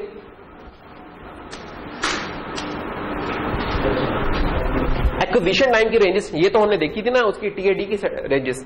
एक्विजिशन टाइम की क्या रेंजेस थी, कि एक्विजिशन टाइम अगर हमारी source impedance for example 10K है, यानी कि अगर तो 50 ओम है, हमें पता है, कंफर्म पता है, तो हमारा acquisition time 2AD 2 microsecond is greater than 1.4, फिर ठीक है। लेकिन अगर हमारी सोर्स इंपेडेंस 5 किलो 10 किलो के रेंज में है, तब हमारा एक्विजिशन टाइम 2.48 माइक्रोसेकंड होगा, तब 2 TAD सही नहीं होगा।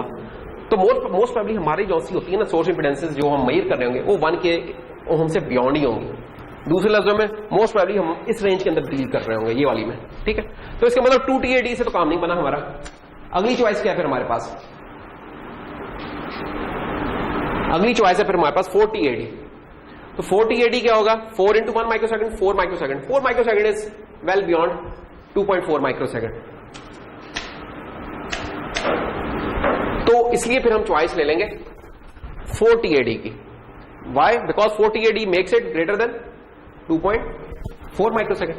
अच्छा, अब हमारा ADC का सैंपल टाइम क्या हो रहेगा? ADC का sample time is the sum of acquisition time plus conversion time. Acquisition time है हमारा 4 TAD जो अभी हमने निकाला, और कन्वर्जन टाइम कितना है? कन्वर्जन टाइम जो सा था हमारा वो या 11 TAD के बराबर है, 12 TAD के बराबर है। ये देखें, कन्वर्जन टाइम हमारा 11, मिनिमम 11 साइकिल तो चाहिए। ये लाइन हमने कहां से निकाली थी? ये हमने यहां से निकाली थी कि conversion time at the minimum is 11, at the maximum it is 12 of what? Unit इसका क्या है? TAD, जो कि हमने 1 माइक्रोसेकंड निकाला हुआ।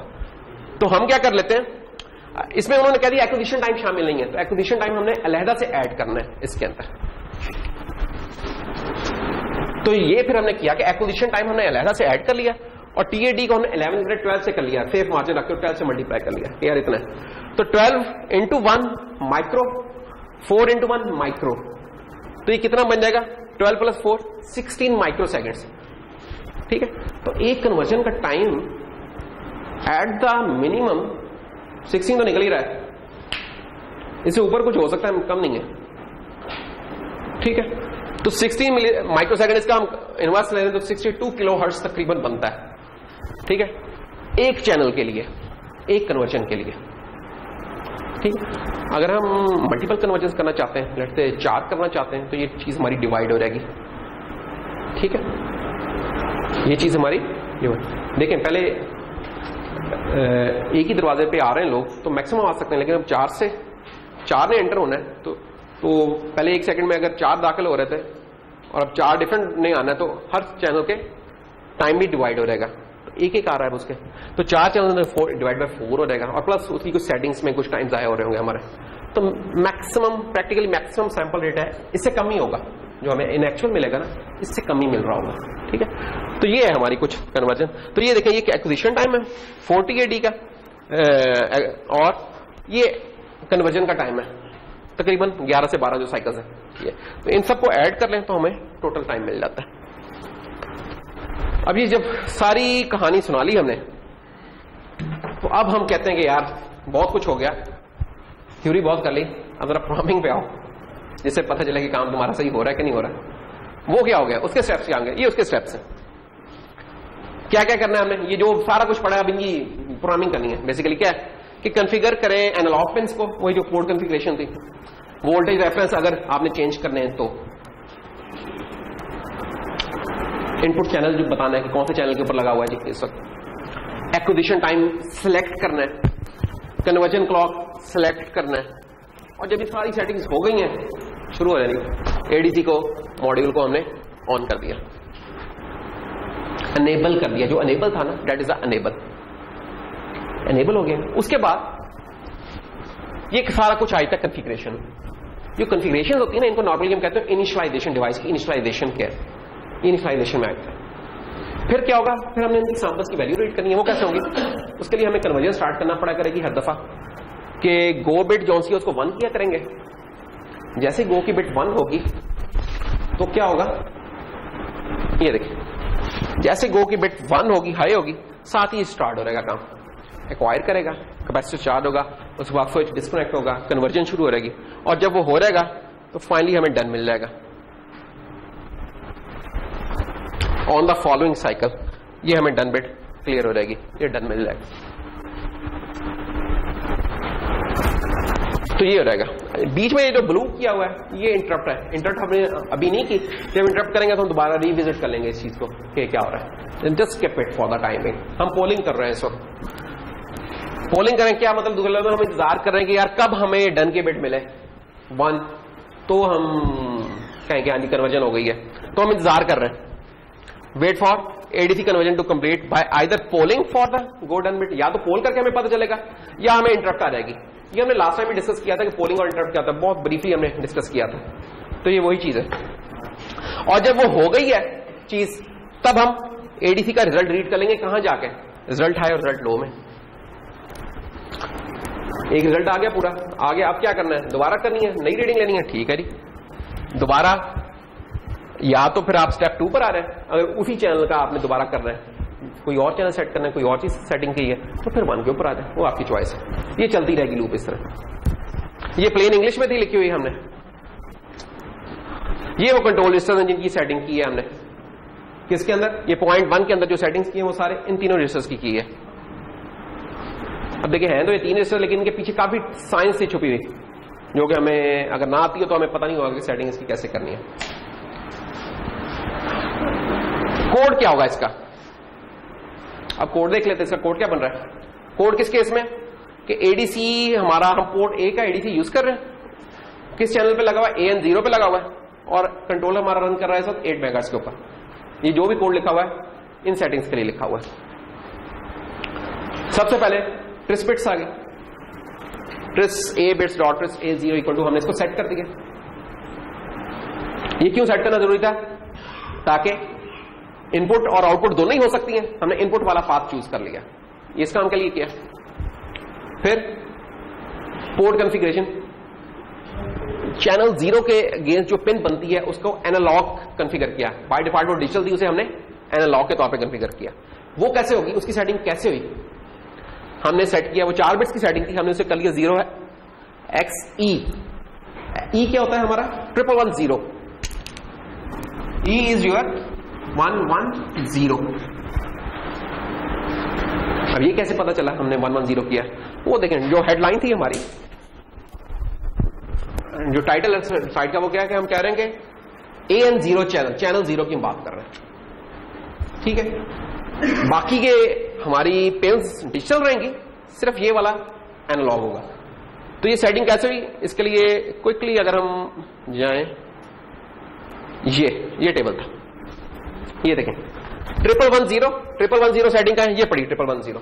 इसमें देखें तमाम की तमाम डिजिटल चल रही है, सिर्फ AN0 जो सा है ये एनालॉग हुआ है। तो इस तरीके से हमने उधर सेट किया है इसको।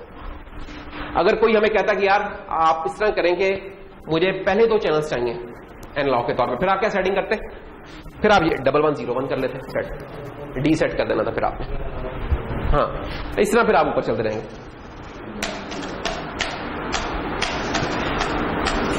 ओके, ये सेटिंग हो गई।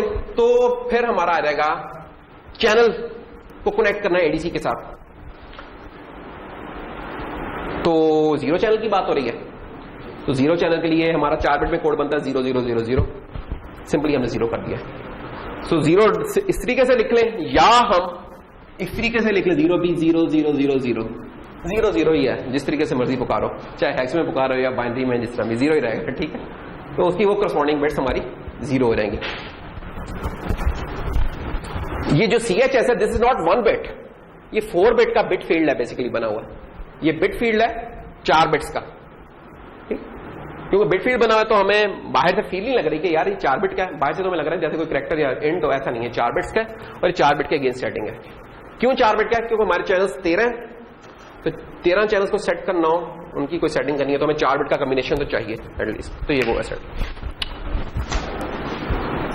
एक्विजिशन टाइम, ये कॉन 2 में था, तो कॉन 2 में जाके एक्विजिशन टाइम जो सा हमने सेट कर दिया 010। ये 010 क्यों सेट किया? क्यों? क्योंकि करस्पॉन्ड करता है 40AD को। वाकई देख लेते हैं, ये देखिए 010 करस्पॉन्ड कर रहा है 40AD को, इसलिए हमने उधर किया। और 40AD हमने क्यों चूज किया था? क्योंकि हमारा मिनिमम एक्विजिशन टाइम 2.4 से ज्यादा होना चाहिए था, और TAD हमारा 1 माइक्रो था, तो 4 माइक्रो सेकंड हमारा ज्यादा था, इसलिए हमने ये चूज किया था। उससे अगली जो सेटिंग होगी वो ये वाली होगी, ऑसिलेटर वाली, जिसके अगेंस्ट है 001।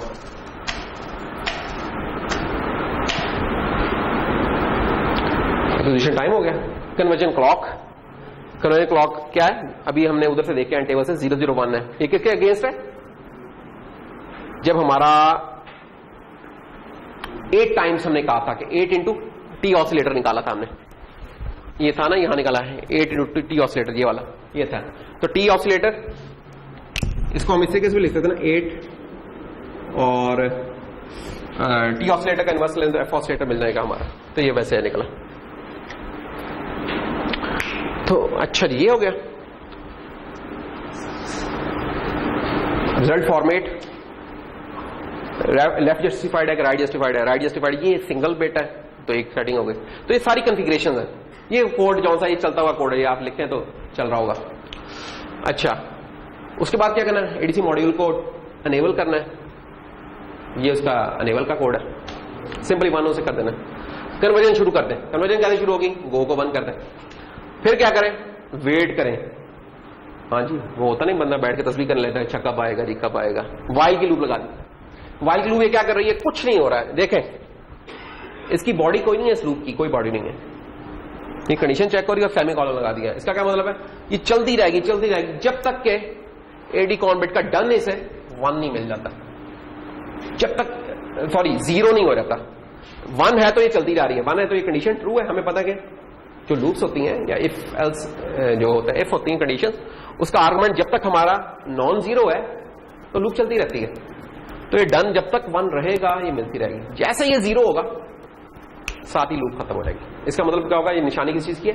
कन्वर्जन कंप्लीट हो गई है। कन्वर्जन जब कंप्लीट हो गई है, जब हम इस लाइन से आगे जाएंगे तो इसका मतलब है कि कन्वर्जन कंप्लीट हो गई, तभी हम आगे जा रहे हैं। नहीं तो बैठे हुए उधर, चाहे 6 माइक्रोसेकंड लगे या 6 साल लगे। 6 साल तो खैर नहीं लगेगा, तो टाइम हमने बता दिया उतना ही लगेगा, 16 माइक्रोसेकंड तकरीबन।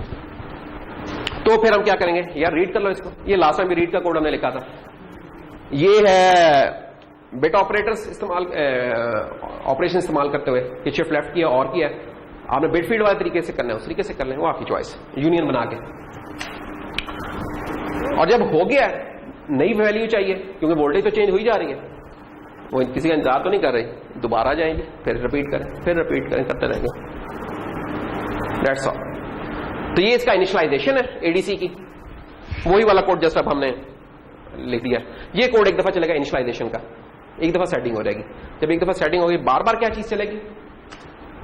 ये एडीसी का रीड। जब भी हमने एडीसी का नई वैल्यू रीड करनी है, हम इस फंक्शन को कॉल कर लेंगे और पीछे क्या कॉन्फ़िगर करेंगे, बता देंगे चैनल कौन सा चल रहा है हमारा। तो जब ये चीज होगी तो हमारा काम शुरू हो जाएगा इसका। अब ये देखें, वही वाला कोड है जैसे इसको अब इसमें ले आए हो। तो इसको इस्तेमाल कैसे कर रहे होंगे वो, अगर आप लोगों ने होपफुली सॉफ्टवेयर तो इंस्टॉल कर लिया हो सबने, MPLAB X। किधर गया ये? अब ये देखें आप, इसका मेन का है, ये मेन है। ये इसको मैं थोड़ा सा, अरे भाई ये नजर तो आ ही रहा है सबको। ये देखें, ये वाइड मेन वाइड जो भी इसका एक मेन प्रोजेक्ट हमने एक बनाया, उसके अंदर हमने क्या किया, एक तो LCD का इनिशियलाइजेशन हो रही है, इसको भूल जाए फॉर द टाइम में। एडीसी की इनिशियलाइजेशन, तो हमने एडीसी की इनिशियलाइजेशन कॉल की है। इसमें हो क्या रहा है एडीसी की इनिशियलाइजेशन में? वही जो कोड आपको दिखाया थी थोड़ी देर पहले। ये देखें, पोर्ट रिस्क की सेटिंग है, पोर्ट कॉन्फ़िगरेशन की सेटिंग है, ई सेट कर दिया उसे, और क्लॉक सोर्स वाली हो गई, एक्विजिशन टाइम की हो गई, फॉर्मेट की होगी, डेट्स ऑल। और उसके बाद हमने एडीसी को अनेबल कर दिया। ये सारी सेटिंग्स हमारी इनिट में आ जाती हैं। अच्छा देखिए, कुछ चीजें मैंने इसमें कमेंट की हुई हैं, मसलन वोल्टेज कॉन्फ़िगरेशन पॉजिटिव और नेगेटिव वाले लेवल्स, क्योंकि बाय डिफॉल्ट जो उनसे सेट हुए हम वही यूज कर रहे हैं, तो इसको एक्सप्लिसिटली सेट करने की जरूरत नहीं है, कमेंट आउट किया हुआ सारा हमने, ठीक है। तो ये सेटिंग है सारी। तो एडीसी की एक दफा सेटिंग होती है, उसके बाद जब कभी आपने रीड करना है कि यार इस वक्त करंट वैल्यू क्या है, सिंपली ये जो फंक्शन अभी हमने बनाया था, कौन सा, एडीसी रीड का, ये देख रहे हैं, ये एडीसी का रीड, इसको कॉल कर लें। इसे हम पास क्या कर रहे हैं, चैनल बता रहे हैं यार इस चैनल को रीड करना है। चैनल 0 है फॉर एग्जांपल, तो चैनल 0 को हम रीड कर रहे हैं। इसके अंदर क्या हो रहा है वो भी ये कोड है, ये वो एडीसी रीड का कोड है कि बाहर से हमने बताया कि भाई ये वाला चैनल, वो चैनल सेलेक्ट हो जाता है, उसके बाद हम कहते हैं गो शुरू हो जाओ, कन्वर्जन शुरू कर दो, और हम वाइल की लूप लगा देते हैं। वेट करते रहते हैं जब तक वो ये 0 नहीं होती। जब 0 होती है हमें रिजल्ट मिल जाता है और हम बाहर भाग आते हैं। अगला सैंपल चाहिए, दोबारा कॉल करेंगे, फिर चाहिए, करते रहेंगे, हमारे पास एडीसी के सैंपल्स आते रहेंगे इसी स्पीड से। तो ये हमारी कुल दास्तान है एडीसी को चलाने की, उसकी सेटिंग्स की और बाकी चीजों की। इसके साथ ही एडीसी वाला काम कंप्लीट होगा, लेकिन एडीसी की कुछ चीजें आएंगी जो इंटरप्ट रिलेटेड हैं, जो वो हम इंटरप्ट करेंगे तो फिर ही पढ़ पाएंगे। तो इंटरप्ट कैसे पढ़ेंगे वो मैं अभी आपको बता देता हूँ। वो छोटा सा काम है, छोटा सा।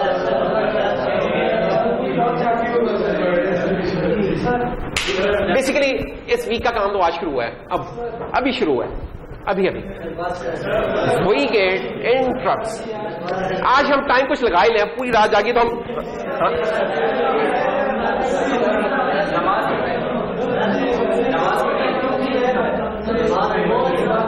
नमाज का टाइम मैं बताता हूं। नमाज का टाइम ना 6:45 बजे तक है, हम 6:30 बजे आपको छोड़ देंगे।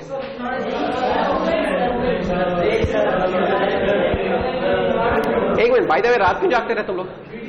क्या मैच था कोई आ रहा रात को? हाँ, पीसीबी का मसला था और कल पूरा दिन हमने कुछ नहीं किया, रात को जाके हमने पीसीबी बनाने की कोशिश की। ऐसा ही है, ये तुम लोगों का स्केड्यूलिंग प्रॉब्लम है। This is your scheduling problem, मुझे इससे कोई गर्ज नहीं है। Okay,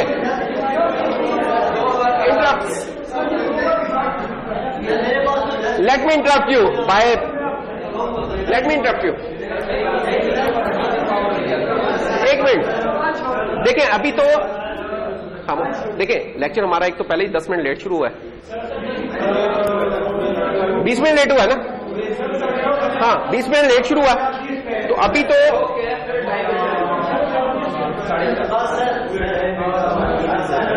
okay. अच्छा खैर तेरा एक आप लोगों की पीसीबी तो देखें, आप लोग पता नहीं कब से लगे हुए हैं, आप लोगों के तो नंबर कटना शुरू हुए हैं, आपको पता है ना। आप लोगों ने ये लास्ट वेंसडे करना था, इसको ट्यूसडे को करना था। हमने 2 दिन की एक्सटेंशन दी, थर्सडे, और थर्सडे तक भी कोई नहीं लेके आया, तो अब आपके कटने शुरू हुए हैं। तो जहां 1 नंबर कटा है वहां 2 कट गए, 2 कटने थे वहां 4 कट गए। 4 कटते करते जो 6, 7, 8 नंबर है वो सारे के सारे कट जाएंगे। अब क्या हो सकता है? ये बात चले, तो इंटरप्ट करते हैं।